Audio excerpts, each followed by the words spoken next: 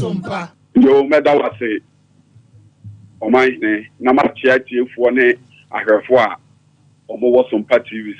Send your kind, yeah, Papa John Dramani Mahama, Yankopon, Ade Akye Abia new fear.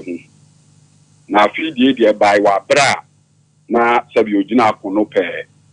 Inti, send your nice, your person, ya no mean to say to me, I understand, but insurance somewhere that can be up to your Papa Brabo, as soon as send Yankopon and go so a man in quarantine, and what day, now who brassier, any or my would drive woody moon on Yankopon for being coming. Na, and Yankopon and Shannon Munyam Kessie, and Oman Kunimdie and Yanedia. My mind is tell your kind of sanity. Your Papa John Dramani Mahama, Sompa, the third round of a year for our Wakoni Wagana Henyanano. Asante Mantem Hanobe Bibia. Na send a canon of photocast say the best is always reserved for the last. This is not the first time. This is the third round of tour. The Papa John Dramani Mahama or Bani Ashanti region ha. If he's over here, NDC Frankel 24. Wadika Bahara Yakomazi, Yeshina Kumasi Business Association, Yeshia, Nippon Akubibre, and to win or they be rounded up in a tour in our Ashanti region ha. Na only says be Santimantum Ura. Santimantum Ura, so dear, and one yes, Santimura. Into Ura, John Dramani Mahama, Eba, ne Sebi Opim so the Obekak a quite the Mamma Nabetia Opim so. Okay. Na establish the traditional protocol. Na MPP for nan saying, or mine no more the propaganda via betum. Yena, Ura John Dramani Mahama cra, as say, or Mamma and Shianum near day, and still be bridge as a campaign not to consume. But your Mundum they say, I am confessing. Esha said da Ura John Dramani Mahama Nesebi Santamura and Temuno Achi pa our fresh Santamura Ura the Papa Precope or wa Bamuno Niama Bibria or ye no Sebi or Bejia Jene and Nim die Eddie Physical Gakufiho and Nuna Buano and ma a year the first time not me at the Eku years are Nasa Mount Fonimoa or no quane flag bearer or bar Utumfu Santamura Fee water. John Dramani Mahama is the only flag bearer or boy president ever Nina and Wapa said your rest and my rat not yata na you mere or much yet in como a council sem. Into 1 year, a said they sabi and to yenum near dear ebano and yano cressa. Okay, Uncle Fasunko, Eda Papa John Dramani Mahama, and the Santimera and Temoa. Uncle Fasunko. Rebecca said it will only grow from strength to strength. Be will be back between at the now. Ya papa, you sa a year, a year, a chinano. Yishan Kumasi airport, you rear, Yabequa, and in penny for I could do so. So you rear a beba mampong, near Ban Suta, nearby you are more. Most of them are community engagement. Okay. But baby brave Honse. Now you're breaking Kakra, you rear nearby a year, a Fijaqua Bre North. A Codia, a Fijaqua no Boanine, and Potemuho. Na Yria, Bab Walking, a Fijaqua South. But yet, you may be in a day. Abbey, Namepa, a year and da Quesiada. Ye, walk who can see a power Shanty region. Yatunidi, the mother of all works, a work for victory. NDC for a war as Antemantemo Henano. Your campaign, you couldn't be a campaign, no. Your clam with a massive worker, your Papa John Dramani Mahama. A big so day, a year, Nanudism, Kakra Atuja, a diatre, Sebia Santemai. We really saw, now you really, we really saw your best call, a your face on off, a year Akuma Dine. If Akuma Dine, a beba face of Denchi, I will face south. Near call Achuman will be a jam no fair, a year barricade. If you are near Bachuman Punia, in a hilly, near Ba Achuma Pangoma, near the Achina Juma DNA, so Abbey. Sompa FM. Namepa, a year, a da, a tosumi and son. I hear that Joadano. Ubeshia eye nkramofo mpanyimfo nyina municipal and district chief imams nyina Kumase eye central mosque uwia ne ekotepa akoye community engagement uwia tepa no ane aba adudwama abeshia nananoma trankonya ewo ho uwia ne aba eye mpasa so a ewo mantranso mpotemu ho ne aba atuma ngobi agya south Boakye na ifiri Boakye peni ekofomena ni ekobekwai ni abewie ya babosomtwe ni asaba Kumase abeshia e parliamentary candidates nyina ewo TUC eye eda etoso eye enan ni dia no so abawie ye yewie no eda etoso num no ye be sha ase ewo eda etoso enan no ye be sha ase wo sani amekan ye nyina ye tie parliamentary candidates na yewie ni ekobosome fremu e dia frɛ ho tebeso yewie ni aba Asante Akyem South e dia frɛ ho banka o mampanyine mahama secondary schools no ba ko ne ho ne wo ni aba Konongo Asante Akyem Central yewie ni ekɔ eya agogo na yekɔ Sechira from place eye Robonso ni akokumawu eni afidase ni akohye yede eye ede etoso 9 no abawiye na ede etoso nuru yakɔ nso nkwanta e bia yefrɛ ho mpatuam efrɛ mpatuam ani yekɔ community engagement wo manso adubia ni akɔ jakobu ewo dotobri ni aba Obuase east and west ni aba from ni wadubiase ni ede etoso num no ayede abawiye na den twato eye eda etoso nsia no ebekɔ Pabre East and Tonso na yabe eye Deba of chiefs and local people I was traveling if you want na Sompa FM na your Papa John Dramani Mahama the third round of campaign I was Ashanti region no dia baby okay ni apani Omanhene Yaw Boakye o frɛ me a na ma to disem kakra Beda wasipa lawyer Nuruddin Abbas ntino munsiesie ho na Sompa so yebedi na China ensembia o de beto fom bia no yama ye chief for Swati eni ahwefo beda asipi okay Abbas honorable lawyer Abbas Nuruddin amotese ne twen komodo abronoma hey me designer de wa bomi bi Allah now what to say erade adom bi aboko and I say you me feel say me simani ti hu so asiwani na na me so ne ne me ma onko no sa me so simani o de no ayi wo senior wo I tell you senior master senior no nkono nkwala e kono seniors mami ti ano pay me da se papa etiefo ene adofo apomdenchi akese pa ena medi free Spanish eye anti-cable center asoye ebre onipa biara o tie me ena no pe na osanso ehwe me anti-cable center ye de nura kuku da miensa ena abedwaman eso na enura kuku da miensa eye Spanish garlic mixture Spanish garlic capsules and Spanish jingo capsules. Na enroi miensa kabo me Spanish 3 power combined. Media sempa eba ufie. Mesro se de oyare no ontie me onhwe me na wonyini die emfimu.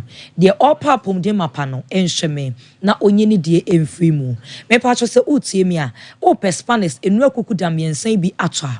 Okwa pharmacy shop, chemical shop, and a herbal shop, obenya Spanish, 3 power combine ni be ato. Near open dodo etunso.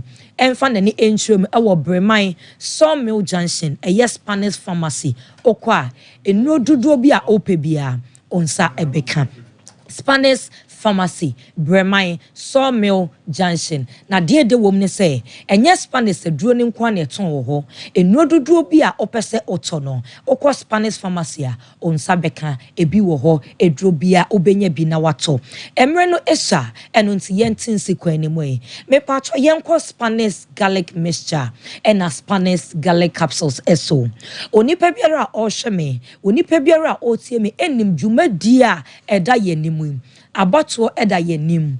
Christmas eda yenim abato eye 1 day me patcho Christmas eye 4 days 5 days ebeji yeni eye mra ye ne yadofo nom enya mre ema ye ho eye mra ye ne yadofo nom etimi kwotena baabi se ye jojo ye ho eye mra ye ne yadofo nom etimi sesa ye location kakra esan se obia presa ne nsabe kona no ye kwaye adwuma ebre wei ene bra ahomegie ewo mu kakra eno nti enya mre ede ma ye ma ye fira kwantuo mu ba se ye beji ahome ewo ye mfie anase yabusua enche na so mi bisa wo se eye ahoden ene yadofo nom etnas edi nkomo eno nti wo ahoden ana sen wapom din esitie mi bisa wo se wo te se ya obeje me so sei wapom din se ensisi so ye dia ene atadwufo wa ene watede ne empu se sisi so ya wudidi na wonom ko ade chemato bi ehinta ewo nipadua ni ma ehwe a anigye pre na betweniti eno nti ewo se otimi ebo ho ban efi yare biara afa aduane mu ensuo mu anase enframa mu akoni no emu obi on mo sese ma ye dududu asa mefa ewu wutimi amente ade atwa mi amente me nam kra na se me mpaboa ro mi hu eje se bia mi dware no mehu mogya bi wo me na ho esan se me nan no eye ewu me patro me nsa eye ewu what ma se mefa ejojo me mo ye dududu me nante kakra bia na me te so na makoma ebo mi se periperi woni pa biara o hwe me a o na se otie me a onam sa ohawe mu no me patro edro baako pe ena ebeboa eye Spanish garlic mixture ena Spanish garlic capsules esan say woni padua no entini mu esisi eno nti moja no enya akonya eni afusane ewo entini mu eyie Dane dame show say ni padua no bebia entini wo bia ewo se moja fm na se moja amfem a ene na ajojo na stroke aba be so ho umuvu nsa na enye yie umuvu nan na enye yie me pa show eno na ado nan si wono mo cha asem nan agene wotena se na nan ankafuma na na se apejapejja wotena kem ekwa kwaitente empo 30 minutes kwa na na se apejapejja edi entia esan say moja no entimi eni afusane wo entini mu eyie me pa show enfre stroke ema ne mesue ni padua no eso eno nti sabre ya wo ye obi anase tatai won satai titiriti won naita egene enkase eye ananse enkase eye normal dabi edra make am for ede amao eye Spanish garlic mixture and Spanish garlic capsules so pesa wo bisa question every doctor honoma me patro ye number no na egu TV no enim no o pesa one doctor etwetwe enkomo me patro ebre bi nti anase o pro so obeji nchemu every doctor honoma ye number no etwegu ewo TV no enim na se wo tie me nso a number obefre esiso eye 0266 11 41 11 0266 11 4111 me patro ofre ye number ya ebeko na one doctor atwetwe enkomo na wajinchemu abro me dey eso obi wo pressure o pressure e wo sro low pressure e kum nipa o pressure kwosoro nso a ekum nipa me dofo pase wo tie me na se o pressure mu hawa me patro me pese o pressure no ebeda normal edema eno nti dia obeye ne se obekwa ba bi eton aduro bia okwa so per Spanish garlic mixture and Spanish garlic capsules na ye yidi ma wasre se mo check me pressure ba bia eda no ema me ya check ma na se o be sha se anoma na wotwe so asan so kwa check o pressure no na obeka se praise the Lord hallelujah na doctor ed what pressure duro so a ubetimi anom aka ye duro no eho o so ya no pananom doctor de na don sure ba ko echi no anom Spanish garlic mixture ne capsules no aka ho na ogusu a wonom no pressure ne bete na aba normal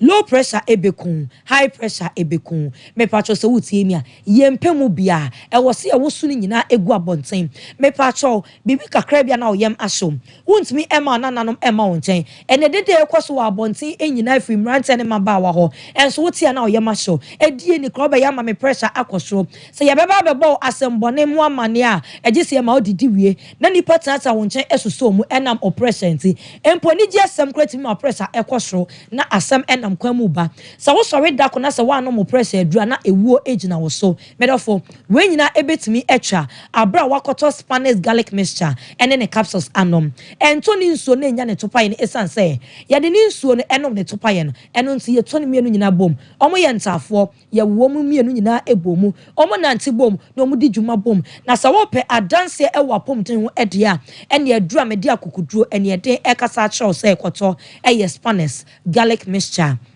and Spanish garlic capsules. Obi one ma otie me. Osme de esa sabro. Me to asintini etcheme. Me na kokomu etcheme. Entina one etcheme. Me to ase reme. Obi se me nampo so etutu me. Obi se sabro ewo me so. Me fa so se utie me ani nyina no ye eye baako pe. So wo sisie mu hawo. So wo sabro. So won kasem etimi etutu wo. Me pa cho edra wo nya eye Spanish garlic mixture and then the capsules. Obi so se menum eyi nka wo.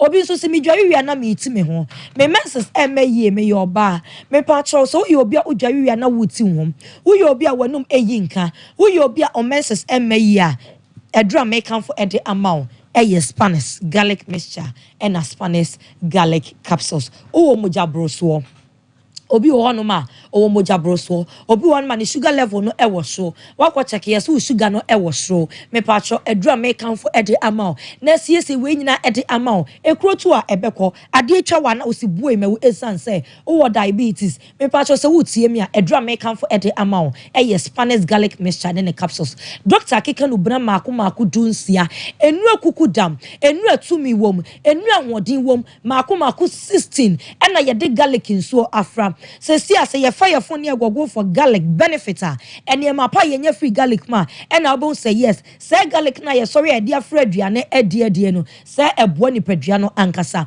me pa chokoto aduo ni bi enom esan say chiro ne se ye ni nua na ba no na ye mfa na haba no ensa yawe na trade ampo enum asem tumi ewo mu ntino tumi ewo haba memu ma ye mfa ni je enkoto aba me mfa anwode enkodi Christmas no ma ye mfa ni je ne anwo ho enko yabusuafo ni emba mom ne enkasa mo Kristo adom nti eda so ti ase adom na so yesu bia eya anwoden ene ede bewura fifufuro mu me pa chochedi ampo ede nkwana adom bia na anwoden nso de wura haba mamu se ye nonom na ye nya anwoden eno nti enyi wani ema ahabama Spanish garlic mixture ne capsules kotobi enom na nya anwoden sonko eko onwuma eso je doctor number ne frɛ doctor Cecilie ene doctor nchoche enkomo jinchemu apru mi die eso ne bisa question Cecilie ye number ne ye 0266 114111 0266 114111 Spanish jingo capsules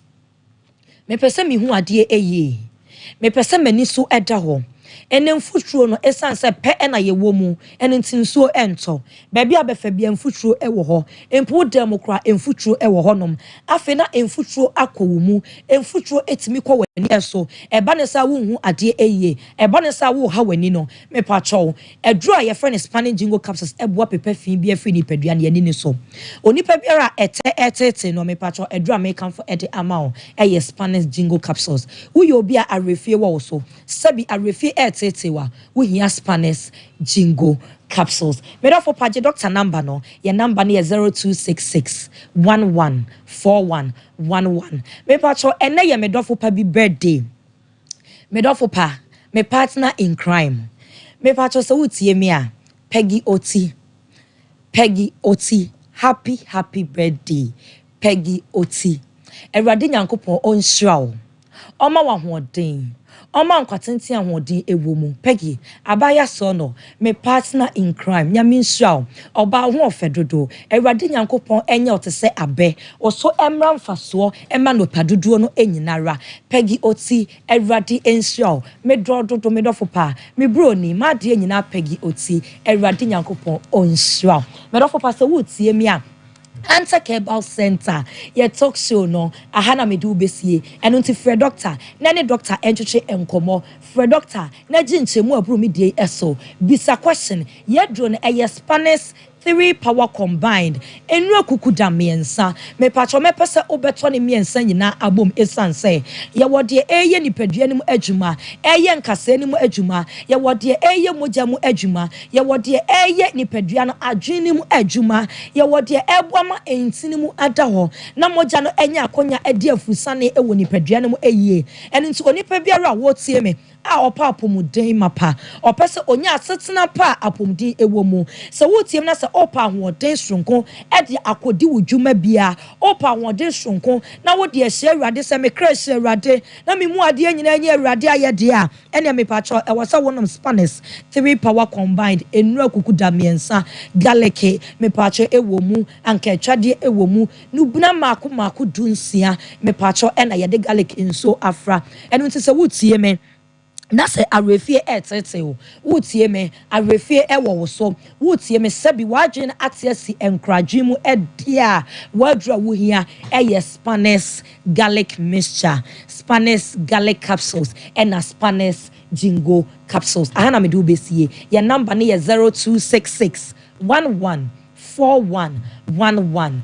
0266 11 4111 it will be biara se dasene ye behia.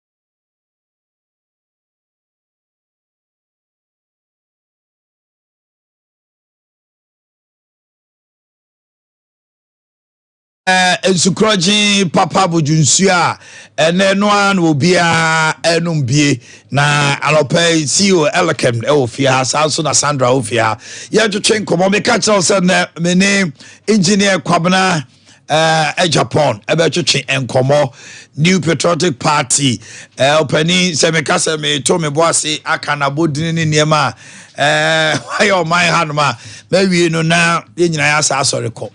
And you know, he needs no introduction yet, he needs one.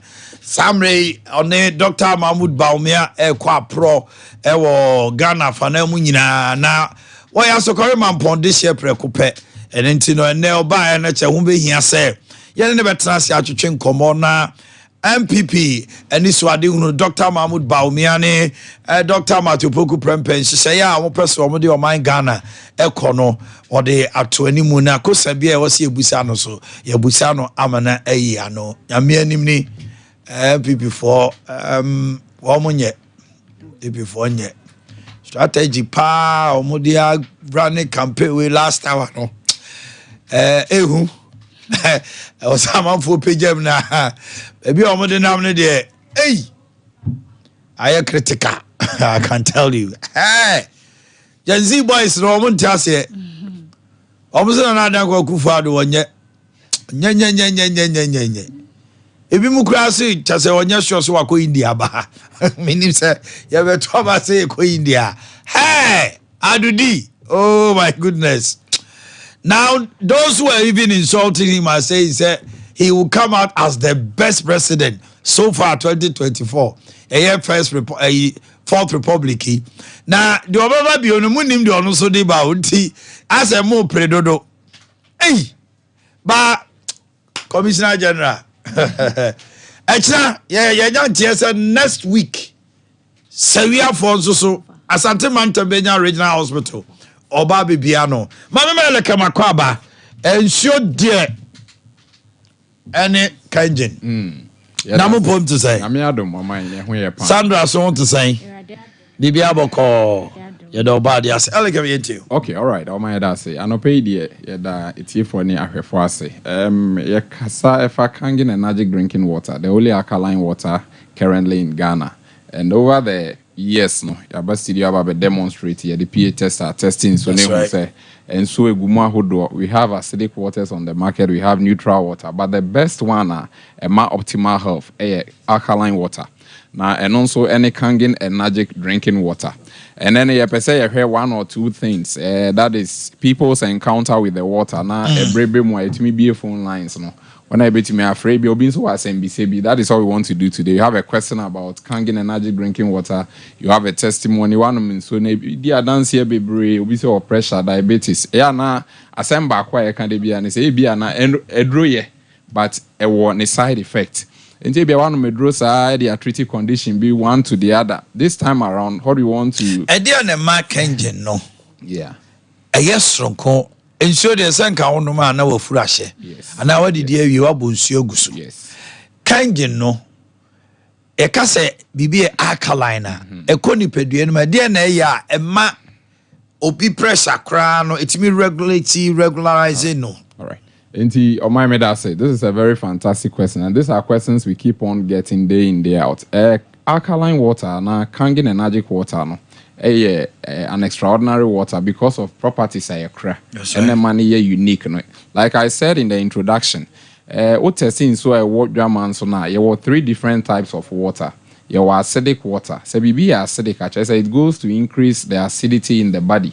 Into your system no on say you are now far by air acidosis. Into acid na wo edoswa you are to meet trivial, and that is why nipa or discover cancer. Dr. Otto Warbeck say yare bi anywhere to meet na alkaline ni pedue mu. Okay. That means alkaline the air say a fight against acidity. Nipa bi wo hokra no ankasa ne system no produce lots of acid. And na yeduane a yedi no dodo no nso acidic.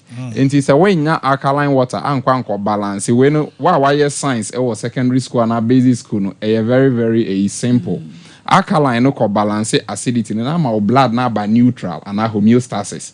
And once your blood is neutral, that is how God intended it to be. Ya woni pe bia your blood pH is 7.5, is slightly alkaline.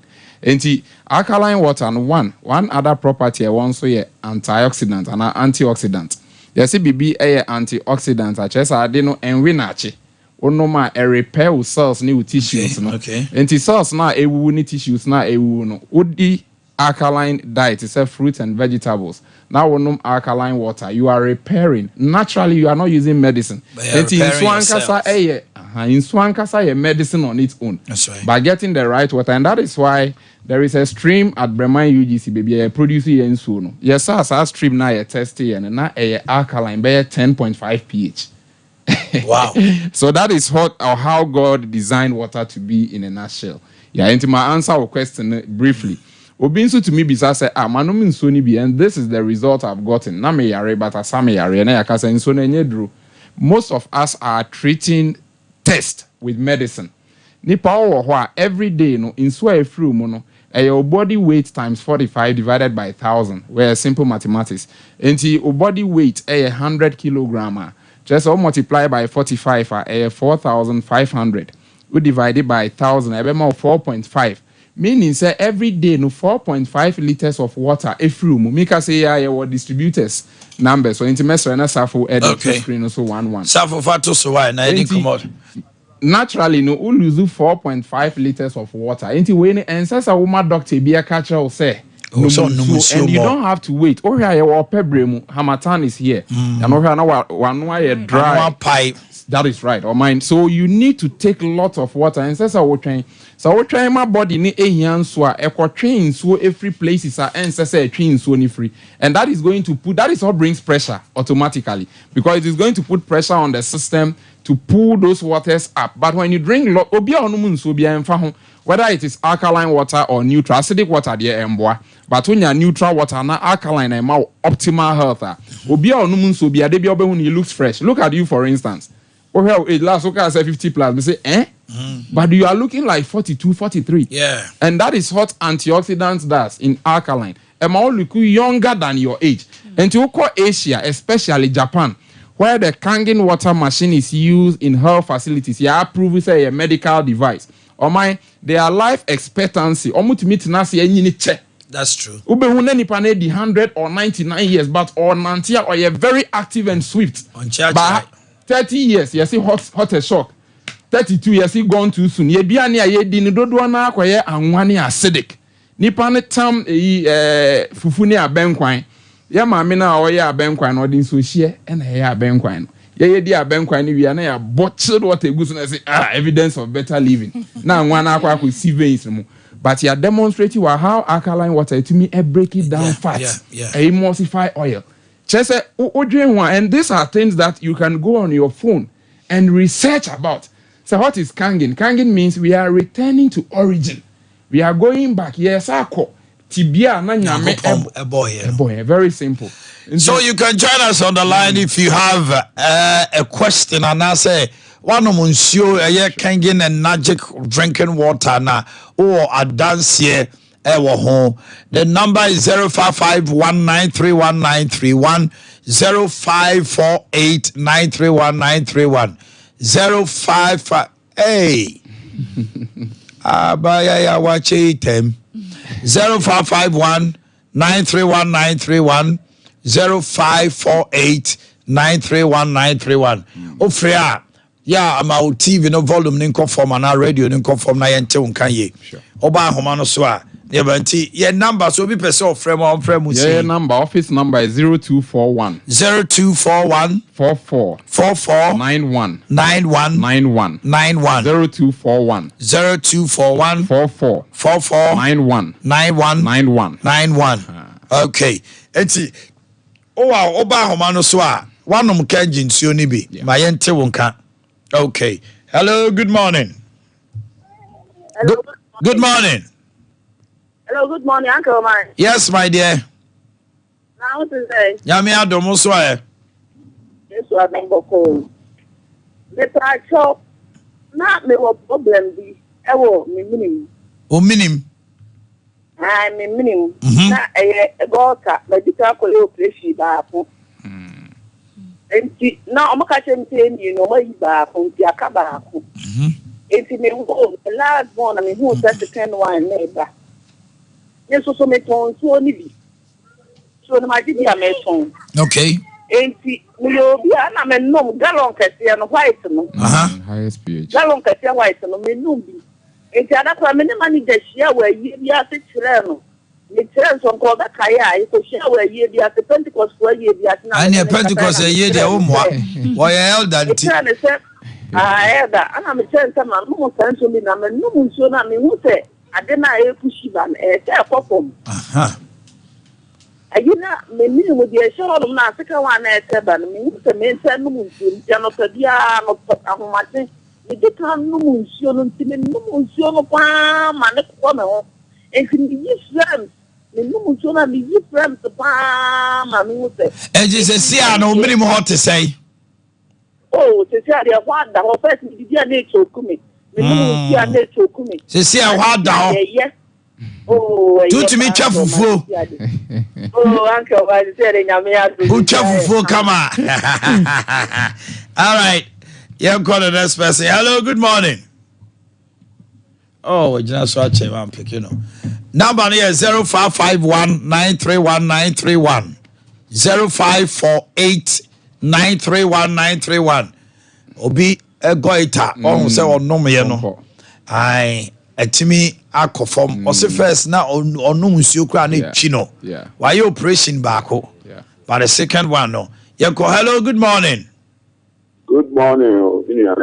nyame adom wan ni Mr. George Menson ni Adwatu Mr. Menson you yo I'm saying minya problem kata na mi kokromoti mi sani fa kokromoti no ase bibi mo asia no ntina ma me sana asene na me buta mo jimi muka na ye ko committee last year no na ye ko share mo ye share na tani bi bla ono mo na o ma mi junu mi e kan she na me mo ya se bi no junu bi force ye de to o be ba no mi ko promoti ana asenia ya tire mi no a enkono afi mi sana na ye se a mi buta mo. My God. It is my class here, me, I can say I'm a chairman for me. The woman be as you at what? Yeah. I know her at the junction and all the dear can you cocoa. That's right. They say, you direct amount for me, this casting man for to be mom. It's surely yes, and it's 2 amount for a group here trying to body in UN functional. Anoni na ebe kwa pa na nsuo no kotro ba tinye bie ne hu. That's it. Yeah, that's it. Mr. Mensa. Also fra yam picky calls back who be no bi na afei. Sandra so emfa omachi akwan na ntutum. Hello. Oh. Hello. Good morning. Morning. Pacho wan nie. So, yo, my intio, can you see no one be? But I'm a numbi. But the business is done on media. After 50 billion, okay. All right. Thank you. Enti Gallo Modi no eno no ye highest pH. On say Kangen machine, the Japan machine no, ya drop pH level a wo pe. That's right. Enti wo pe 8.5, wo pe 9.5, wo pe 10.5, you just punch it. Okay. Na machine na pine so mu mienu. Okay. E fina acid na onya alkaline water no. Enti highest pH no 9 plus. Aha no ya na etesi to say ORS. Obetumi abone to say nsuo. Ebi on so obetumi abobako 1 glass in the morning, 1 in the afternoon, 1 in the evening. Enti eno your highest pH no. Okay. And naturally because there are lots of minerals and antioxidants. Eno no o call phone so na o type Kangen water high pH. Oh yeah, in so mu nyina ye white. Just antioxidants nkwa na gine mu no. And eno no be feel lot of testimony. So no ya na akwa flash system immediately. Enti oil ni cholesterol. One idea Christmas, I said this season. I call Christmas, New Year. You bury Nantry, ebi so Nantry nam, aponche nam, ebi bury enwi. Meaning I know here highest pH need to me a flashes any man every system no more. Okay. Yeah. All right. Drone him. Why? I'm for drone so.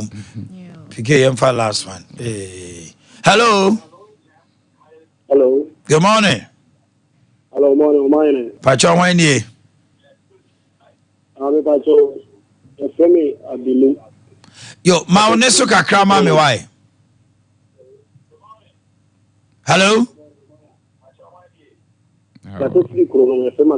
Okay, Kasa. Me Pacho. So, the baro what we call Bosome Wache. You know, Yamano, blue one. Okay, Obusa says about could be by us a moony blue visa. Yes. And a white. It was say Akorana was swimming what you bet mama be. Now the end never born. Okay, good one. Abofani bit me and emubia, especially 500 ml any 1 liter, whether the deep blue or the light blue, emubia or bit me and okay. Had the system no, can be there is nothing like too much alkalinity because yeduane ayedi no or my 99% acidic. Enti eba be see the American ashasi no. It just balances the system. Okay. It makes it neutral, your blood to be neutral. Sandra. What's your kwan here? Anopai wutie ye na se ensio no wunya nkopa bi no mo ya. Na yetufo se adanse ankrofo di efa ensio yi ho ni nyema ensio ni ye no. Pebi nanom na so wunya wo adanse. Eti se wo pebi ato a dodo no se wo pebi ato ato wo pebi ato na se wo pe baby a distributor wo na wakoto anato bia ubetimi afre ye number C 0241 0241 44 91 0241 44 91 and 050 737 94 74 050 737 94 74 Iti pebi neto na nya yare nyina na ehia duro ebi wo ho a ensio keke ebetimi dia pomo bebacho menko obi say where in Tamale can I get Kangen Energic to buy? You da on my patch screen so won say major distributors ni twem enti Tamale and then our to say here Tamale Tamale to 0246 Northern region. Okay. 487286. When we are major distributors are all call her Obenya the same price. First of all, no be to carry free north, no but Bremen UGC won't hear BM. Until wherever you are, your major distributors are the same. Until almost 0241 4491 baby. Exactly. I want it Tamale 0246 487286. Yeah, that must say. Engineer Kwabena Japan, Trase. Engineer show ni here. Engineer show here. One time be a share papa wa ha and then say a demonstration with the PA test. Basa share ni bio. Ejim so mo fa engineer show ni si ama no. Engineer mama endorsement kese pa. Oh no, when your problem. My penny could for coach endorsement. When you asem no. Engineer the no. Oh, your problem. Oh, so I did it.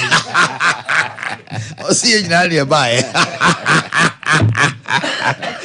Oh, the water is good. Trust me, the water is good. Very good, pa.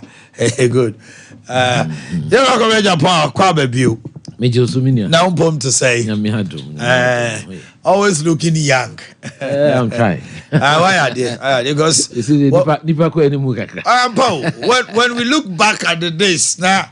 GBC commentary ne one fache mo ne ade na Professor Kumado sila Rubeshi akwabna the same person ahoden no ho bibia ho a nyame ne dadas nyame ehira nyame ne dadas yeni nkomo minim se ofri asante mantel fra sekore mampon de but bibi na de waba enokre akwaba mejoso menam kwanya yesuso de chia watiefo ne ahwefo nyina menim se de abefo nti obi kra wo Holland kra na owebi because of online platforms am Mami fan to just say we are live on Facebook and YouTube so nti Sompa 93.1 nti you need TV now UT radio now person will share just go to Facebook now Sompa 93.1 patch out to us nti no pay de me ba se me be ya adwumadi kakra Asante Memu. Okay.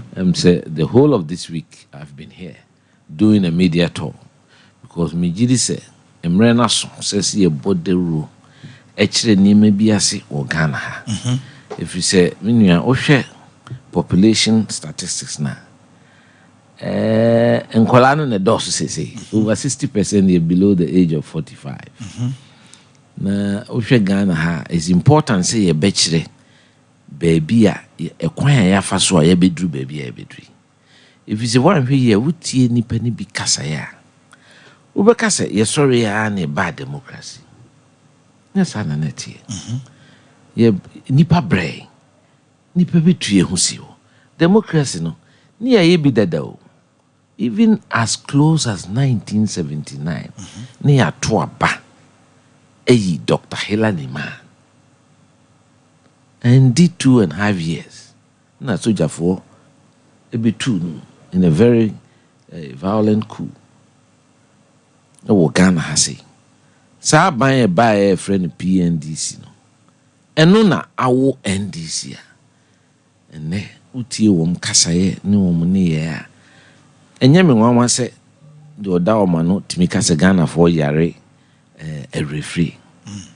Because to the bia mitie emrantie ne kasa na chese ya bakosem no ye refi oman bia soso no nipa kra wen sua bibi enfri wa bakosem a wanamo a wutuko anim no wa hwa obeyira wachi.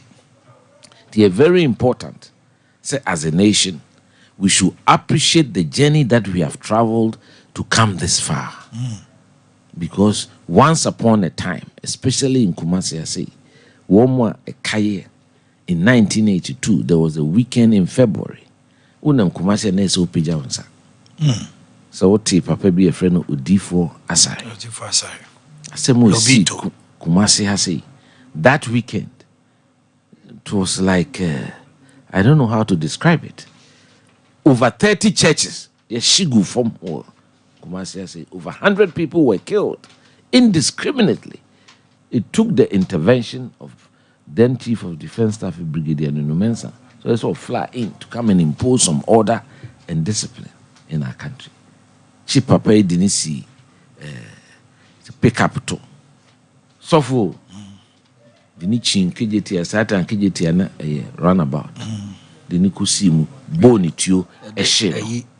Amode ahomaso niti. That's right. Yeah, they saw castle. Me hwen kolai bia nansan bi ewiase eye din kakra na bi mu kasa na esa soja fo ba na ku am hwe din nam na chese yemu bia na ye mranti a ye dete ase na ese bom kokko na mu say the democracy that we enjoy today is 10 times better than any form of cool because whatever the difficulties and shortcomings you face, at least better.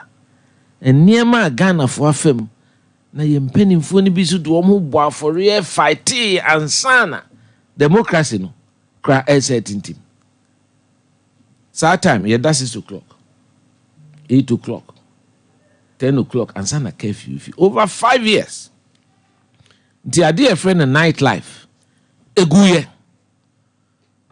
me kan mesa cases bi sisu bi ye na emrant at that time na e pa ni je kakra those days kokejetia it was like the entertainment center of Ghana. Umar the Shrine. Disco, a friend. Umar the Shrine. Key, a golden key. The Sphinx. Yeah. Candlelight. Yeah. Sphinx. Cameo. Yeah, cameo. Ningina kajetia with dinner you. Yeah, one creator to me took a bus a weekend. Yeah, boss Umar the Shrine. Oko Norta, Mama Muchi. New Orleans, hedonist will take, and then hedonist, top high. That's right. Yeah, Maxima Tokrumo. Nash, which is a nightlife now was collapsed. Now top 3 so stadium. Yeah. So Basso Club. Stadium na baako kra me refined. In fact, in the heat of the confusion, a club no, it was stadium a cheap. Ahmedia side. Star Night Club. Yes, stadium mansion. It started with M. Mirefi. It started with M. And your Pink Panther. Pink Panther is different. Pink Panther, they chain. So, and me say, ma, and ne, a bit much round near Cassia, a restore 24-hour economy. Now, I say, Ubia, what could you not ensure a tiffy? No one no begin na phone no busa se na hwana ehunu because okoto onwa no ma PNDC no sa na me na wo NDC o ti dun kete na o ka PNDC no a secretary deputy secretary for agriculture no a party chairman. They supervised the sale of over 400 state enterprises, the anchor of the economy, need jobs. Shoe factory, jute factory, state fishing, state trawlers, Black Star Line, near this catering rest house, state hotels, catering rest house. Almost years, almost don't be man in Sawam Canry, GNTC, Uko Tamale Sisia, catering rest house, or former general secretary of NDC on the toy. Now a daho aseke a vast land, everything just laid bare with the attendant jobs. We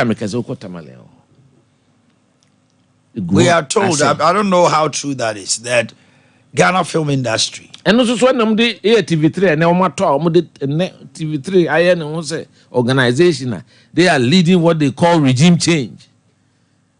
Ghana film industry, Ghana any idea.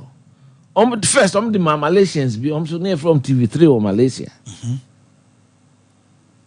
Right now, it is owned by top NDC people who were members of the government of the PNDC, NDC.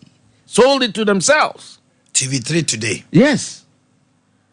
Almost torn through the Malaysians, almost every Malaysians. So, enti enyema PSC or Ghana. Enti and there, almost jobs as some and say, hey, you know, I say, KJT to bottom for. You 2 bottom one, yes, up power. We were here. Why are 2 bottom near Babuoko? Friend, I'm movie grown for. Sana friend, because me tie o masem. Oh, abano, mkrofo bi bewiem, and I say, ye pepatia. Every abemo, ye the true stolen verdict in 1992. Can you end this for? Because in the 1992 election, which I call a non-election, we used the 1987 district level elections register. All is so because Nemrantia na body Professor Dubois and Chino so omuni register no so. Where Mieda use the old election register, set up on one interim electoral commission. And the metis one more kind of electoral commission and then people say packy way if you say and near my Omaya or Ghana hano and Tina Omutimi catch say ye yare a refute because it's only 40 years ago But Ghanaians have forgotten. It is someone like me have granted that time. I feel it a fiduciary duty on my behalf to be able to let Ghanaians know the difficult journey that we have traveled. Now, Miss Min to a party for no for, especially MPP for. And penny for the whole bar for real, including Muamo current MP. No, I have granted Chairman Sabons. Oni Victor Usunum. O penny a friend atakra jima on started Dankwa Buzia Club. O Kumasi. Nipa 12 na koye meeting. Reverend Santiago ne mom baby ko try. So munye yenya baby ko enye meeting. So enti uhwe Jamfi Bikai no ni amobedi akonom Dr. Donkofojo, Dr. Selby, Kwame Safu Edunum. Sa time PNDC are 2 years. Akamfo adwuma so agusafo adu adwuma bie mensa sian apenti mensa adese no munwuma nyina agu Boakye mattress. Ghanaian business Ghanaian businessmen who are providing jobs for our country destroyed because it was as if it was an ethnic cleansing. And you ma koso Ghana ha say na ya na ye pese ye kata history no so because you stress me and pese ye cannot create ye kata history no or may be so and then uko schools now. As one thing I want to challenge the education ministry. We don't teach Ghanaians contemporary history. Ya bakosem because Woma tries on be wipe a hurukadia omo ye from 79 kunkum nipa tim di nipa eto boy tu se wakwaje bosia Roger Feli amedumenum utukanum because wakwaje bosia nyese bi ho wi eska waje bosia kwa nya ebotuo enso ebebi ase womo ye sade no Ghana nema omuton man ho a ene womo afa aye kase entimidie me ba especially Asante ha sei ba region no me ka Asante anya Asante fo nko because ya Asante de uko tumfo palace obia o hobi it is West Africa Mali fo ho Niger fo ho Gao fo ho Zamrama line nyina wo Kumasi asei Akwatia line wo ho uko Sawaba Fantini Town Anoga Dangumba line yen ni nipa ye jinipa edi chichire ye man yen Asante fo enso from time immemorial NDC for the propaganda essay say ye kra de yemu nkremufo ye musremufo nti ye beto abape no di propaganda edi atoasim nti over 500 zongos ni nya ba akokra ya mencha de ene yeso akoto aba ye yi zongo ni pa free wale enso ye wo no tamale a o ko school sakasaka obi onum sakasaka school pa sakasaka primary nim say we ye wiemfo onso te se me no mienu nyina ko secondary school o tamale ho a o kana bakosem a waye bade da nti wonim eniema eya waye taxi driver da waye loading boy da waye cleaner da na nsusu nyankopon hira no a nani die ene na ho brase nti kakra obenya ne PhD oba Ghana ha oye na djuma Central Bank me inside time me be press secretary to President Kufuor na mdishia Baumia said Dr. Akwa, then the governor of the Central Bank, Oba Castle for IMF meetings near there. Press secretary, they said meeting be. Definitely. Ono so Dr. Akwa ba Baumia edinechi no ba as PA. No, they rise kakra president Epijano be deputy governor of the Bank of Ghana. Then candidate Akufo-Addo. At that time, the NMDC, Baumiano Akra can say that Akufo-Addo friend no was signing books, no physical books and economy as him. To on any cockens, and would draw say Bema BDH. I know within 24 hours, now he had to take a decision, which has brought transformation to himself. And the Wabedi vice president in film or chair, Option a Juma ye, Nani die. nibu ninkabum. Never has there been the history of politics in this country. Yenya political leader. Say ye to abawia enka yen ya hwe ase no.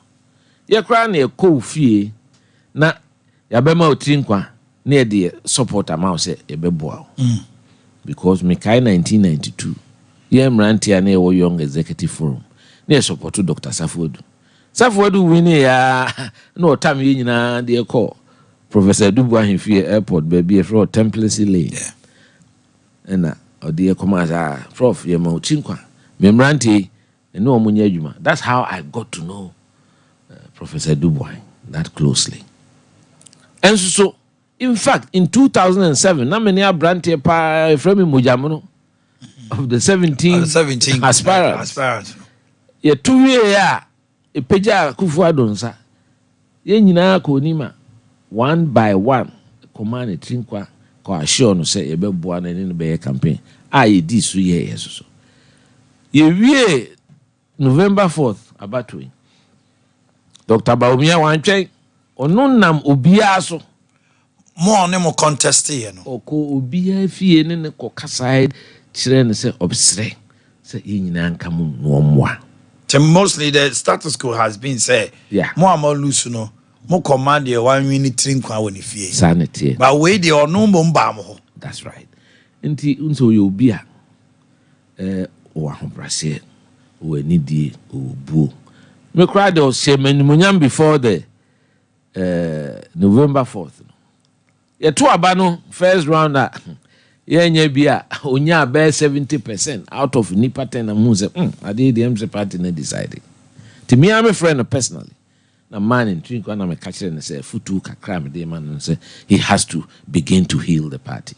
Because we say party di abato ya na mu ya kakra. Chichi wo me ade. Menina nkan kwa chiri. At that time kwa me ka say me man Trinkwa me nim say obeweni but ma out openly. Ujiri say October 1st me celebrate me 10th anniversary. Yeah, me kai. It was come Oba. Me wo hana chairman untimi afrem say vice president over. Hey, chairman me eja yakoto aba me hu nyina atete say me nika pregrant nipa be 50 bi na me expecting me budget ni so akaka o say ne per 100 ka ho for 100 people kana say chairman over is one first camera. And this year the next day Dr. Baumia Santine Cheni Fufu Saint Xavier Francis Xavier Catholic Church was Komampo Beshe ni munyam nti me dana say the vote of thanks na me bibi kwase bibi ne besi me so na me ka kire nse me gidi se nkunimdie kese e wonani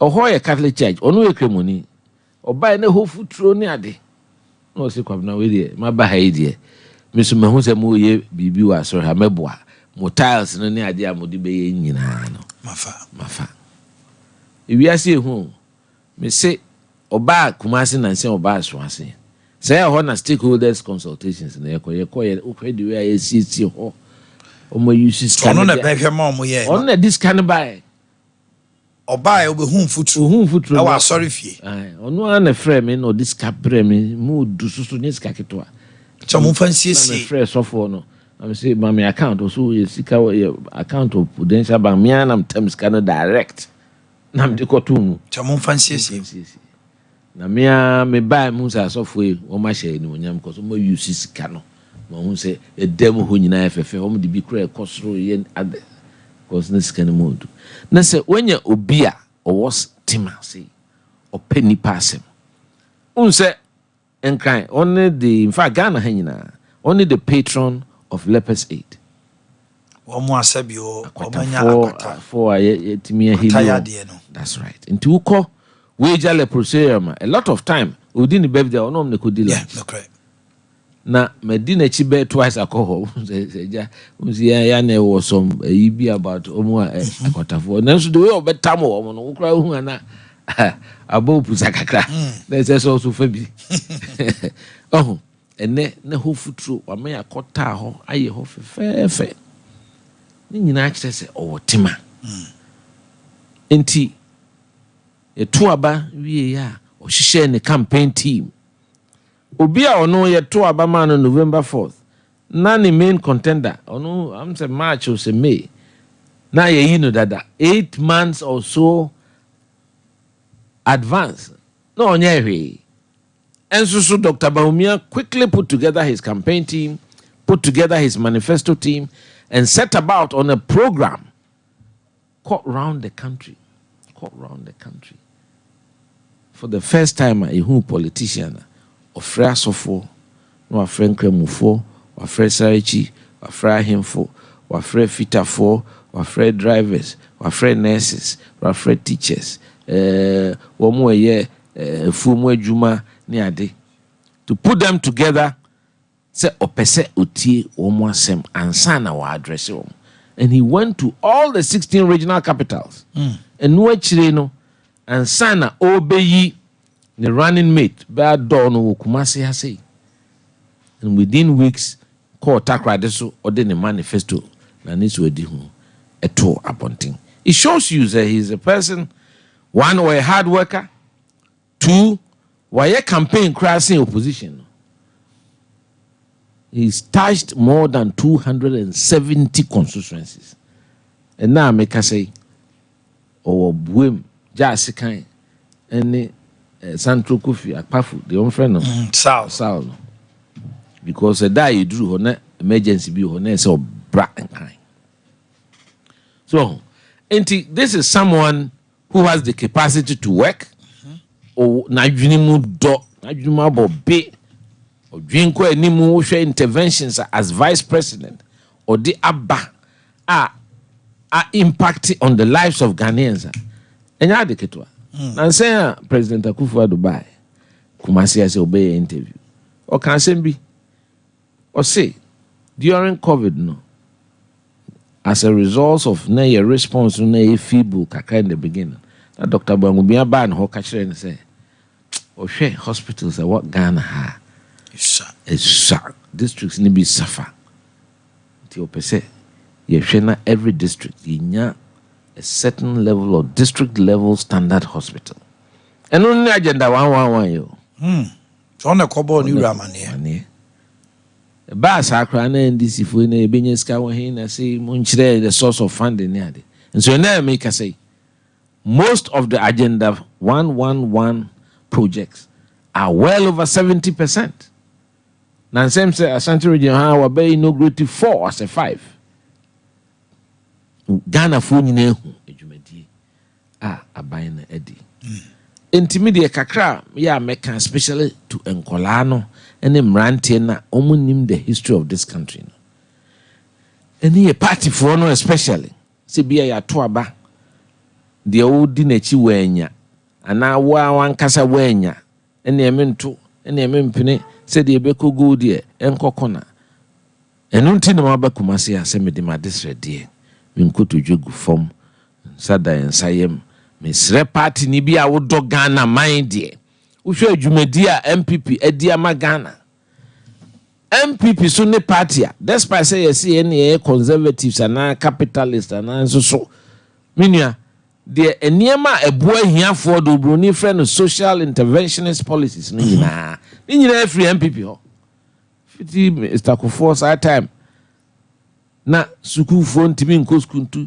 ukwasi kotuawe no the capitation grant buy see yenyi sa small fees ni na aban emfa na emwa enrollment no san kofa school feeding buy say enkola ni bi ho bi kura no pa oni aduane ni no akọ school di won ko ono so the buy free bus ride for nkokrafo ni nkola for public transport ni nyina MPP the buy ansana or san badwine ho say eh yanya de eye no abrochire bi cause yare de obi anim da bebowo ni yenyina so ntimi nyare at the same time enti ade a friend medical insurance no yanya na national or started national health insurance before they know the who say a man no kwa wo a omunya problems obu ha because who's onis kentino onko antenatal no eso mukoni tu omfone niem nure eso mufa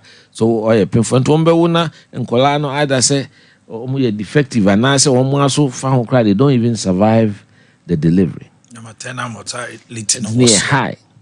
No, the free maternal care so a buy. Anyone man this for buy. Some baby be a friend of one-time premium. Somebody. National health insurance. Now insurance being a one-time premium. Because the whole idea about insurance is be a check it. It kakra. Next say a da kwesi be yare no. Ebi ana ama anyare. Na sika kwesi eni kwaku di aba no. E di ahwe ama. E da kwaku be yare nso ne bia we so nyare. That is all the whole principle. Everybody makes a smaller contribution. E di atubo no. Enti for the next 9 years, my insurance no fiase. Ambulance services no virtually collapsed in this country. And so President Akufo-Addo and the Vice President Mahmoud Maumia buy for the last 8 years. Health insurance, as I pay that. And now make I say from 1st December, which is a couple of days away. And then, kidney problems, here dialysis, it will be catered for under the National Health Insurance.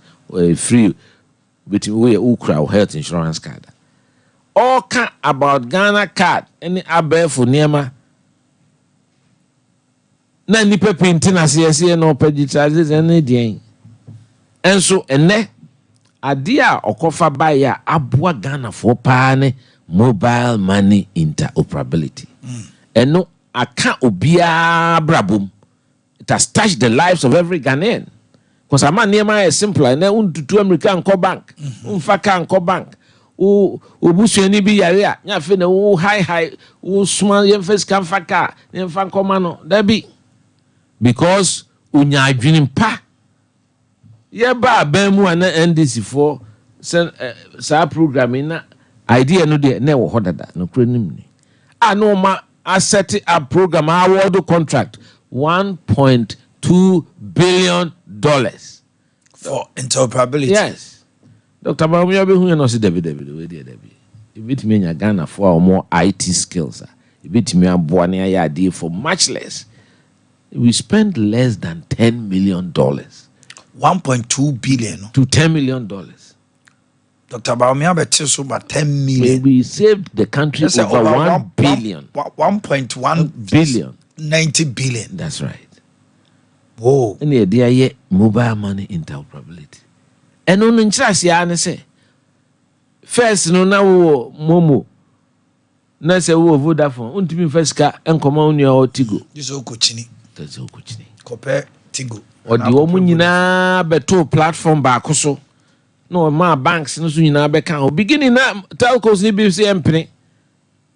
Na so otu ho na mo no mo kasa yi tu abroche frɛ o CEOs ni ade say no you pese because ade e busy abroche kra bi ni ho mobile money interoperability ni ho America Canada UK mu nyina ni bi enso ene ama obia wo mumu kra tumi yi sika free wa account do ko to mumu so na ade ye nema na adansidi ankrofo di fa ho no ye korwa no panimu bi di adansi bi se ne ho kɔkyere na abroche because na abroche sika kra cash obi amwa o chance electronic the kai software bi no so we face ayi no I was saying interoperability na also use can of Ghana to ne card so and sana we tua wo airport yes I go ne ne Maka airport me tie software I mean who saw evidence we are na chese nipa unya sa adwen pa the vision to think ahead of the time no push side na nipa ntiase and now down per mu kra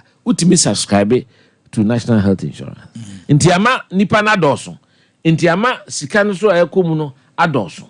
Intiama omutimi hwe nipa mo. Inti childhood cancer nyina na enka ho no. Ene wo health insurance card awunya.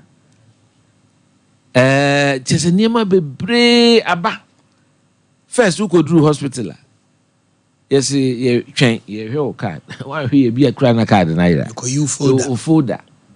Shishase baby or see debi. See yen digitize adi nyina. You start ye kakra teaching hospitals no. Near the call regional hospitals. And then edru district hospitals are say enchibia other health facilities. Centers. You bet me a digitize. Internet ye small free Hamile Sebra Konfanochi as a referral hospital. Udru na ubo date of birth. Date of birth you see a link o card no to Ghana card na so a link to phone. The above phone number pe ubon say obi bia pie. Now medical history be bia. Say that waba hospital that ya that drugs we na offer we na yema oni nyina eno boa for service delivery. Health delivery. Nti yenya obi a ne understanding of abefo niema no nsem a ye dwene for ye daachin, so ye can fourth industrial revolution and the world of work has changed and niema sisa ti mi dwene ho ka se da bi as ye training Ghana for digital skills emrante no na ote swami hasei na ote computer chi na wo skills a otimi nya jobs etimi outsource jobs free abrochi. So we engineer to me boa with design. Now to Ghana, we are not sending call headquarters. Ni Ethiopia. Oh, hasi. And then no man penny for cow chebi say what to Ghana now $10. So, enti nyame anim ni campaign die yesre. Emrantian especially the first time voters. And kolano mo daching na monya leader, he has a better knowledge and understanding of how the future will look like and clarity of how he wants to, where he wants to take Ghana. Nti no try be a tree kan ya na o ha ma send message say make ya can bro food baby a me conference from dey say dwen hwekan ye moto no ti yenya akandinia o dwen hwekan ti misre Ghana for especially Ashanti region. Yen tuabanu boom yemra out in our numbers to have a huge turnout. Na mesre party for no o si 8 years in a party by ya hwemi menya we ebi wo ho a eye no kre. Minua party politics and the heroes no eye do bonika say unsung heroes. Wo mo a obi ani wo mo. Me kaimo nipa pi hwere yen kwan esum kuei a obi akra ni mo mudin o mse beginning me bubo obi din party ya NDC 4% yes debre ya Asante 4 party, and so the MPP is the truly national party in this country, because we share abakosem na hwe United Party in the way of form no Northern People's Party, Jatoka Leo Party, SD Dombo Party, BK Adama Party, Abai Fakabo Party, Mumuni Dumbie Party, Ben Alaji Ben Sali, Alaji Ishahaku, Uko Alaji Tolona, COP, Roland Alassan, Aliu Mahama, Muru Salifu. Just say they were the anchor of this tradition at the time. Cry here Kompozu New Petro. Uko Volta Saita, SG Anto, Modesto Apollo, the Unlock Congress on the Dano or the Bekan who obey UP. Uko the Infante Accra, Muslim Association Party, and income of 1 and yet Omo kan ho ne former UP no Muslim Association Party Ganshimu Fope Ankafo no so na ukomfante amponsadaze num pa grant num nimpani uba nansia na na wukunum Sana Lodge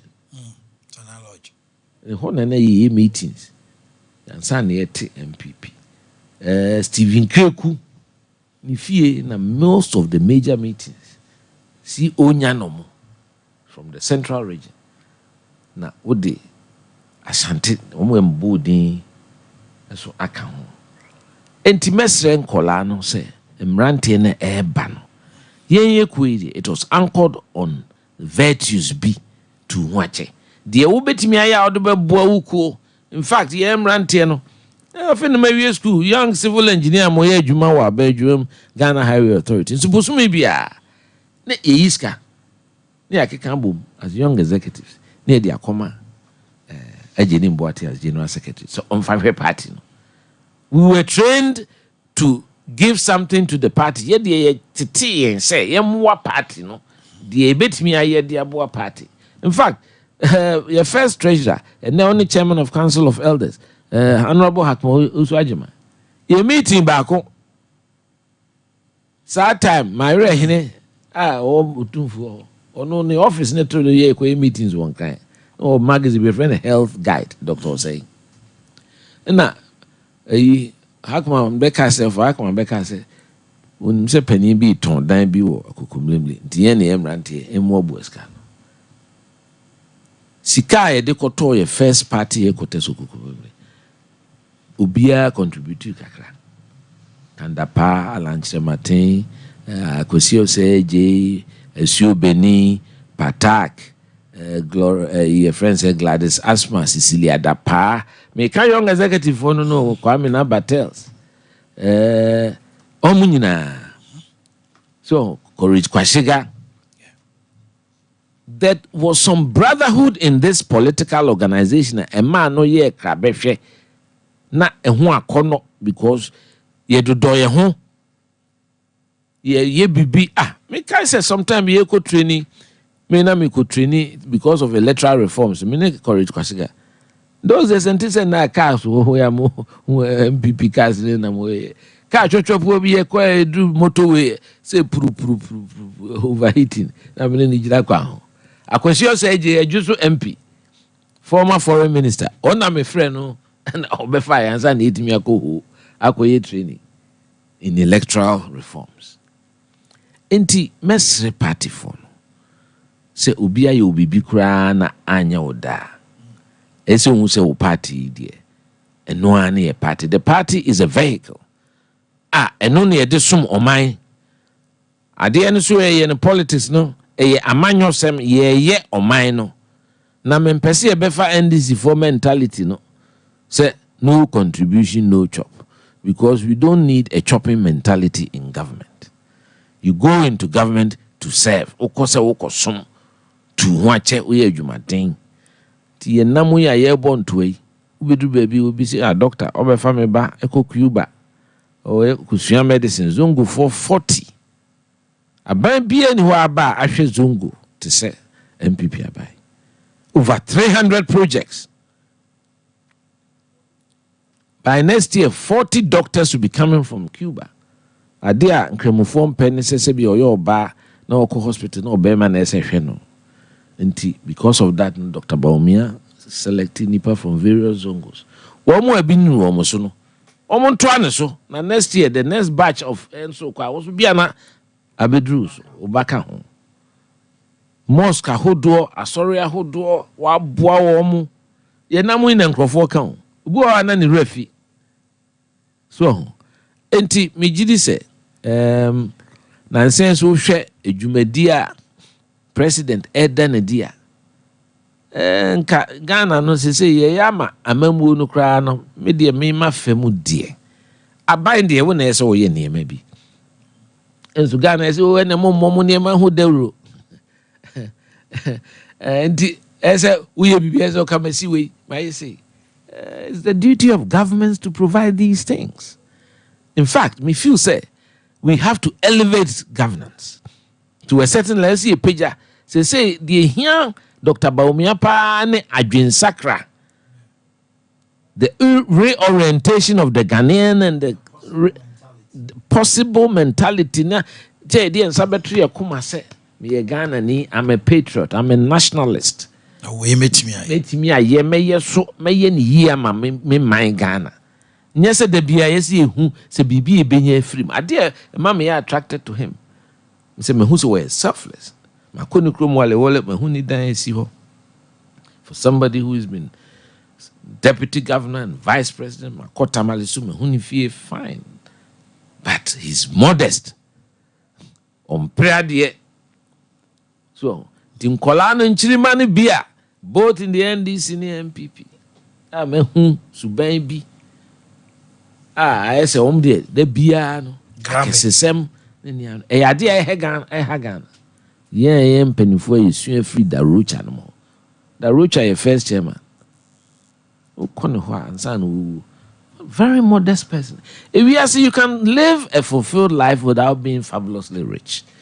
And yenya is a Oman no crofo chase sika sa na sika timim emma wani nye. Money cannot buy you contentment, and then the root of everything.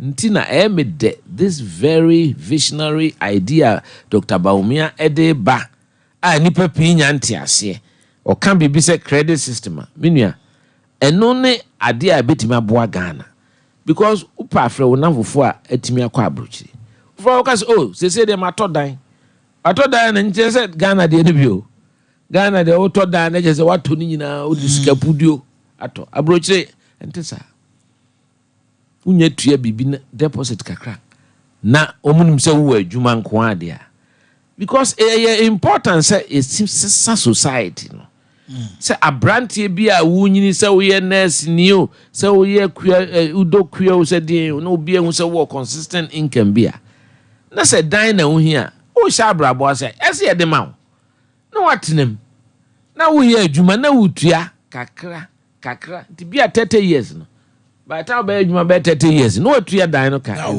na wo fi sana bruchiti se ka afoforo na ohia no wakoje utua bibi kakra deposit na utua bosumi bia $500 kakra bia 5 years 6 years no utua in the meantime you are enjoying the facility no and my we so pressure no ba form kakra and na wo adwuma ma bibia mpushu se ko wi sika because a TV na ohia the net TV fa bibia 10,000. So to be 500 cities, 500 cities, and now all the 2,000 to form. Nanka bosumi bia. Yes, a disicani to me tono. Oh, yeah, you suit me to sanity wa bro. That's a disparity gap no a close. Na a close am I. So being castle is cow we when if you be fear no so will be. Because system no and then the credit system now all can or say credit score no be but essentially they all can no. Mama Musa we.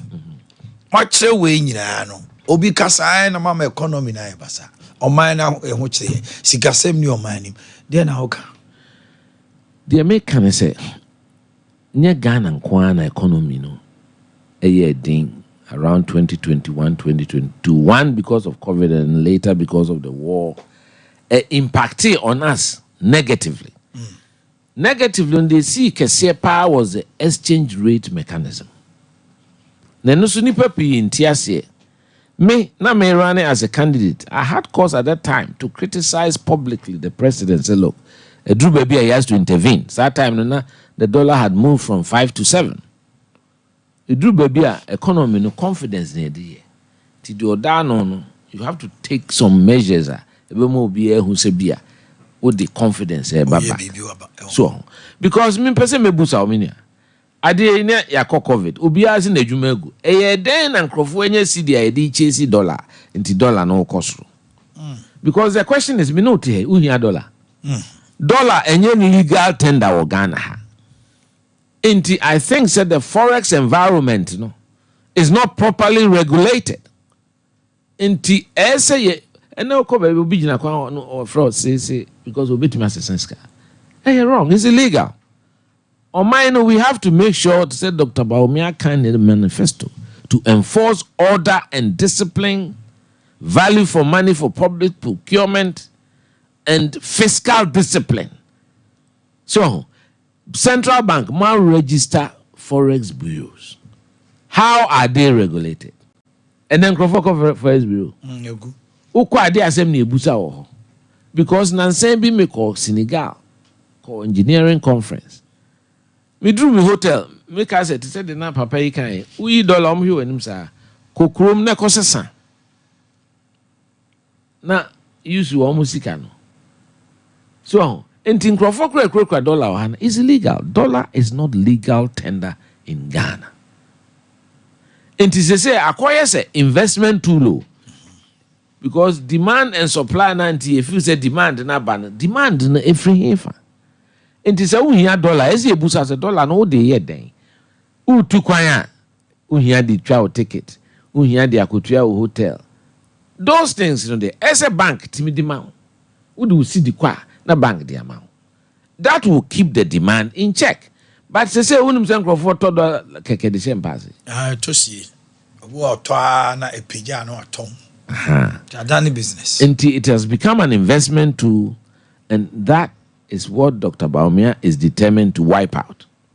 Because a mine to say Ghana, you produce this amount of gold. Currency we are backed by gold. And gold, purchase no can is very important, and to be accelerated when he becomes president. Now, Mijidi said we shouldn't buy a city for more than $1 for more than 5 cities in Ghana. Now, Ghana for who said city number 5, the champers, no more the DBP. The DBP. A bino would demonstrate, Dr. Baumia would demonstrate, say, I don't know, or between Abba form, using our gold to underpin our currency. Intimidate me, Boni Pakoko. Because, and then there will be stringent regulation of the fiscal environment. See, I know sa floating mechanism now, and no IMF 4, and no PNDC 1983 ombe tu lima gu ya mo ye niema basa o musa fedie o mapem no mo ka so mo kwa IMF no economic republic of that time now 1 cedi was 275, $1 was 275. We had a regulation here will be a friend no import license. It is a who here bibia who call bank no I catch the bank no say me person me cry way the bank no so because after all you generative for exchange in Ghana. It is just the demand and supply and the regulation that needs to be regulated. That has to be regulated. Now your man for your confidence in our own city. So other now person who termska now akosesa into the $100 so but all these things are the ones that drive up the currency. Into no credit. So the currency has been one of the difficult aspects and also affected BBR because almost a export price and no cry the almost projected. Who no more project nom the 18. Say beer by the time I say no they are projecting new pump price. Then my transport cost now affected food inflation. And it's like a ripple effect, it's like a cascading effect. But these things with discipline in the economy, value for money in the economy. Ghana, a year say 3 cedis, it me toma buying 20. A lot of things like that happen in this country, and it is something that he's going to fight to make sure that there's value for money for public contracts. And I agree with him totally. So, obey downsize their buying them because I think our governments are too large, have been too large in this Fourth Republic.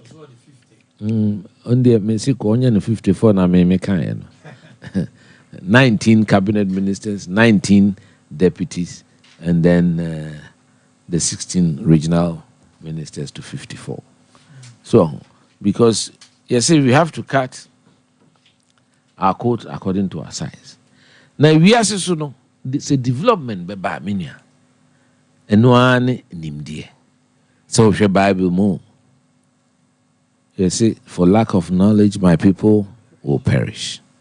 Who Quran more, the same thing. You see, Munko nimdie say China cry. Munko. Who share development around the world is always linked with literacy, education. Until from 2008, Nanado Dankwa and Dr. Baumia above free SHS. Can one say more? The former president, Mahama Kanye, or say it's a whimsical policy. They had 45 adverts against this policy.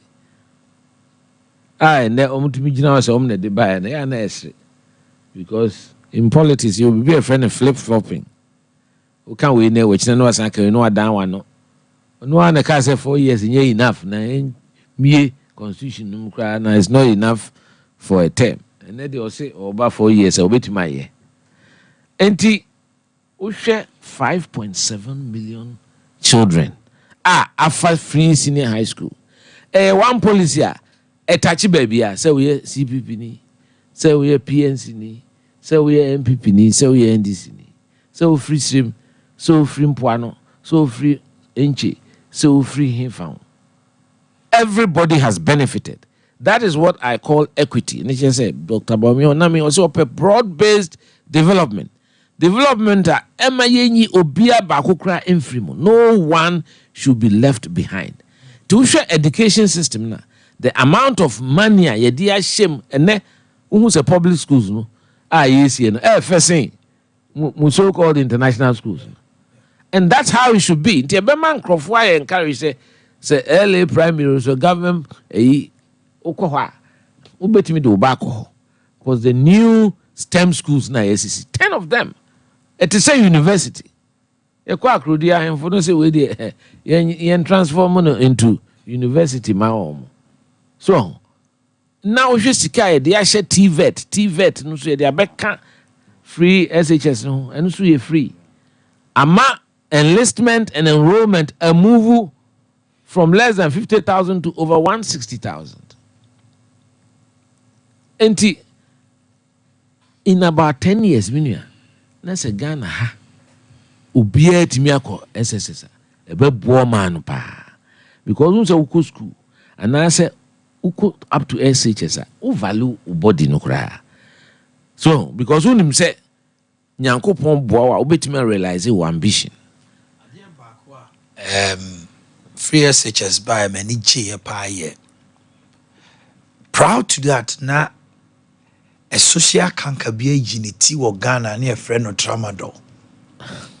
Na enkwala no nom tramo. Yeah, na aba Ghana ha bebia. It's na afei yanks and for every day near ka ho asem. Enkwala trauma okwala bitimi enum bia ogina bonte no ada. Hey. Main Street, it was so dangerous. Yeah. SHS no shas here no. Ya model Rubio. After a year or two, no media person koye conference ko obi ankasa bio. And that social vice na disappear. Got whittled away because young boy no ora SHS. Afi na kwete say one kosa SHS ni bia.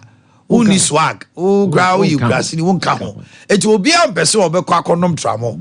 And no I. See, that is the beauty of the senior high school project. And only education in TNA. A bedroom, no young crofos or causes and crofos or munkudi bonnet, good in some money. Because Ojini who say when I could do SHS or wait me a value for life. And send and send me who send crophobia or boissy. Yashisha in this entire kikensem binimu krant a big picture nipa ready near man farmer politics and your life and death.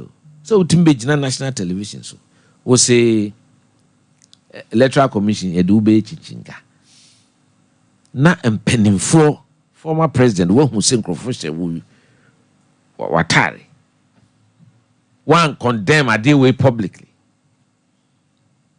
rather communication director Gina Ho say Sojani Penia or Ashanti Hasi or Nona Yasha the Kutu Pansa Omewi Abem.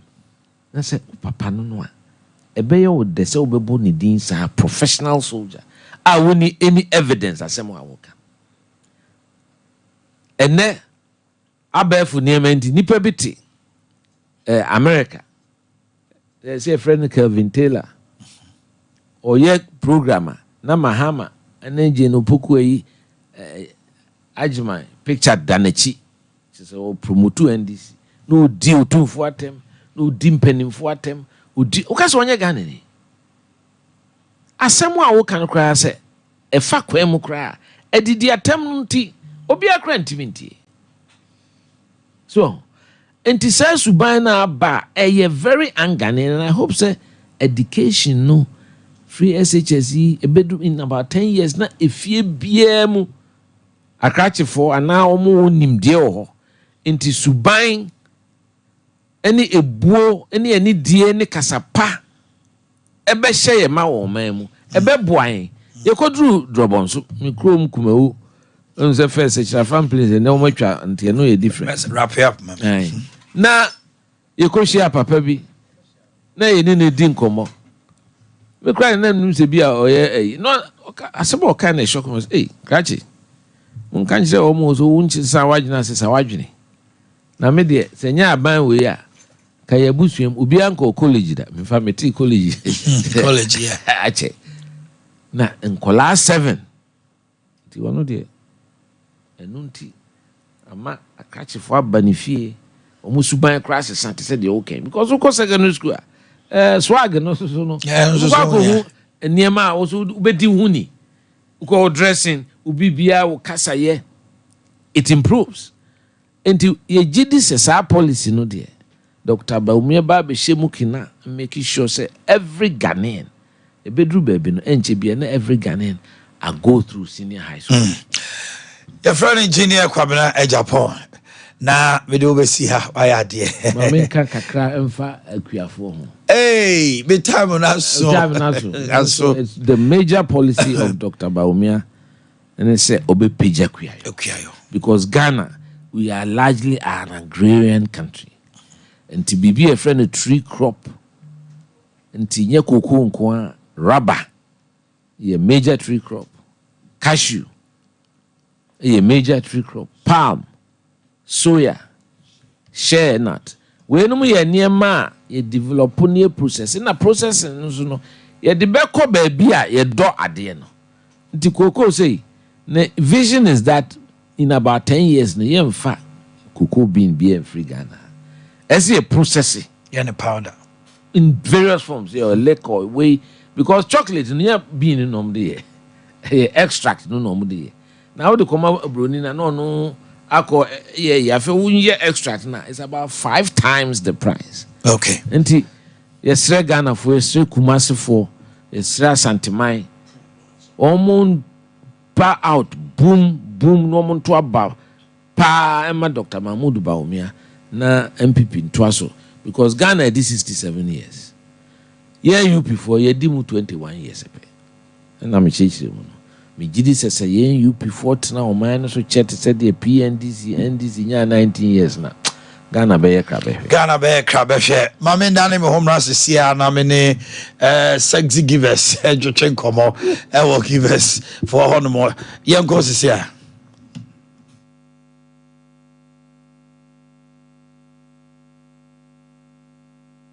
What's in Casa BBS? You say your whole point. And I say, when you have to swear a sign of Sinti, and Cabani to me to know Colorado phone chain be more. And your mommy, quality tech dental and scan more dancing function. One more quadrant. Now, I've been so.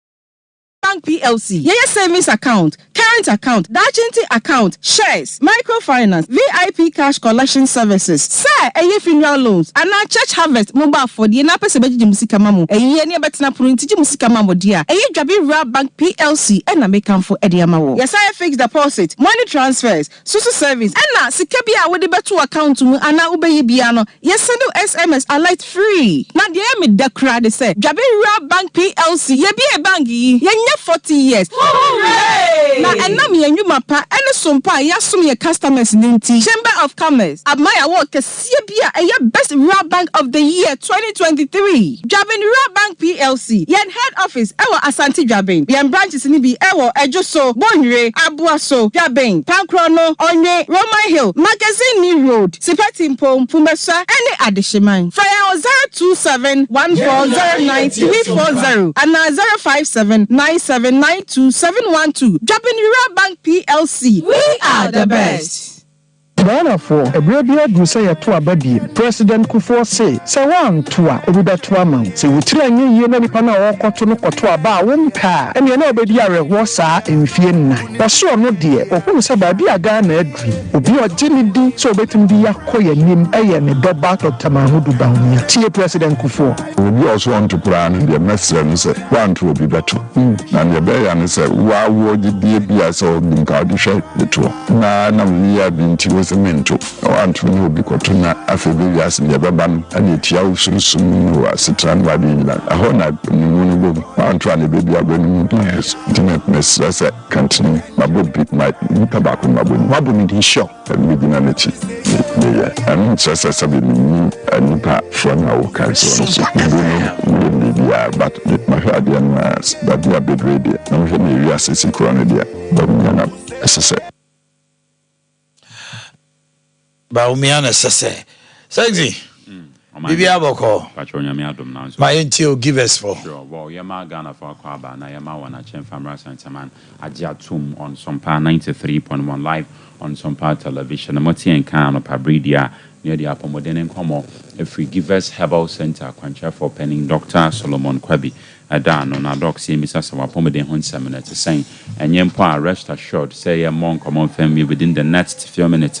Apomodin passion kwa wopeno yakopon benamian so na wonsa atimi aka no kroje yenu ahodo enum ai wo edwa so mumienu ene ne wo ba bedi hu nkomo ye bebo nkomo ade afa give us herbal mixture dry eboa na to malaria typhoid na join this ase ade afi woni pedie ne mu na asa a regular yenina ye tie sompa na afi give us p capsules na afi co capsules and so aboa na mema one more dear friend say erectile dysfunction no to ase and so dear feel woni pedie ne mu na ema ne mema when I think asem and so from no atimi aboa na apajamu nteme show men compromise on your health na kindness no to say baby eto no bia wo man Ghana mu ne titu pa ane herbal shops ahodo no kwa insist say open give us ye no ni bia ma foforo say Michelle any give us the ni pe ana say di djuma te say give us intigia Michelle menji the original give us na efa di djuma na bibia enko fine and fam de bia make us over the years agenda mienu na ya pushi ana say advocate ya say the edikan ya boa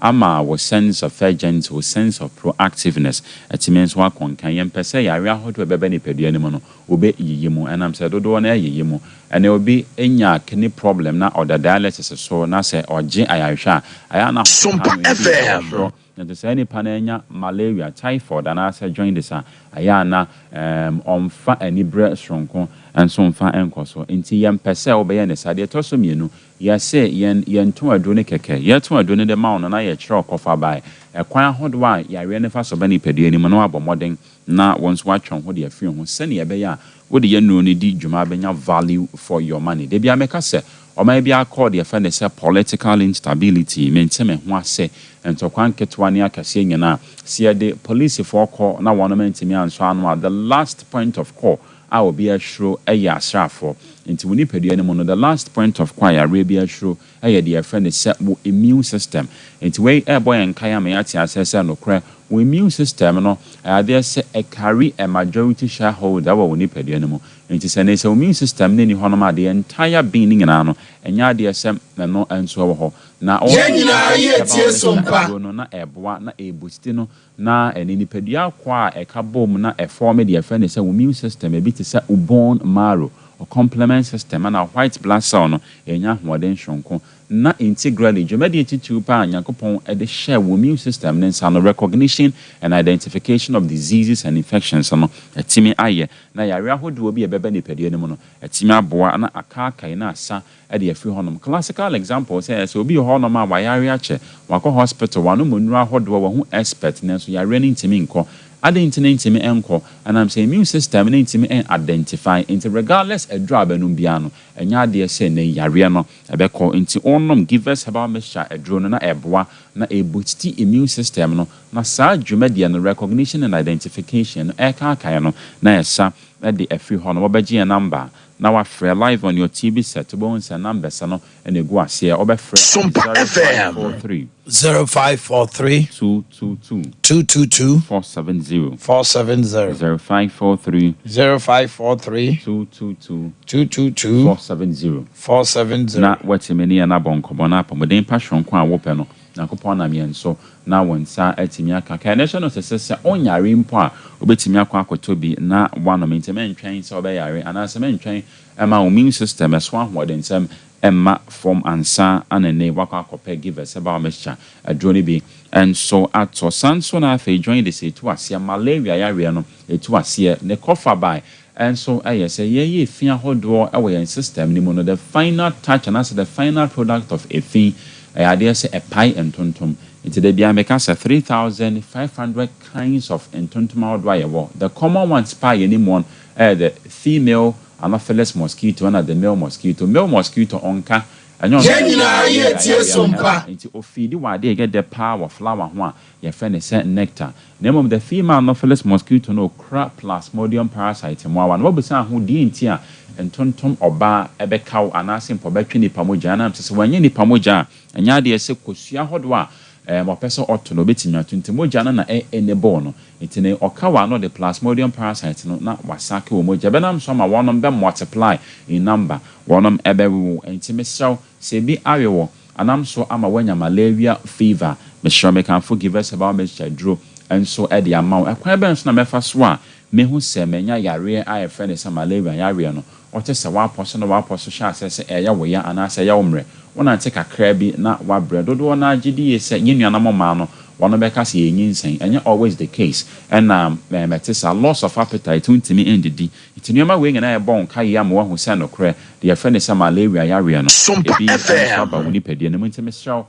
give us about Mr. Drew na enom na efedi juma ebeboa na malaria mo awa no plasmodium parasite no etu ase e de free ni pede ne mu frɛ on 0543 222 470 na watimeni na bonkomo typhoid area no ebetu ase e de free woni pede ne mu salmonella typhi wonom enso ne sa area no enso de ba nuane ahodo e ho ntene kɔ ni pede ne mu contaminated and today be a case ne aduane for a lot of unhygienic process into my heating rate and as a boiling rate no and so kwahwe nsu a ebekɔ ni pede ne mo so say abonte na wato ato de quality no and so me wash I ho and so ete na bibia akɔ fine and so the amount kwan ben so na mefa so a me hu se menya yare fe ne se typhoid o feel nausea and as nauseous abofo no obon se wudi aduane kora meko ewo ma yes to what most often wudi we me ancestor na what nyina ye tie sompa ebo won kai wo tisha say power constipation and diarrhea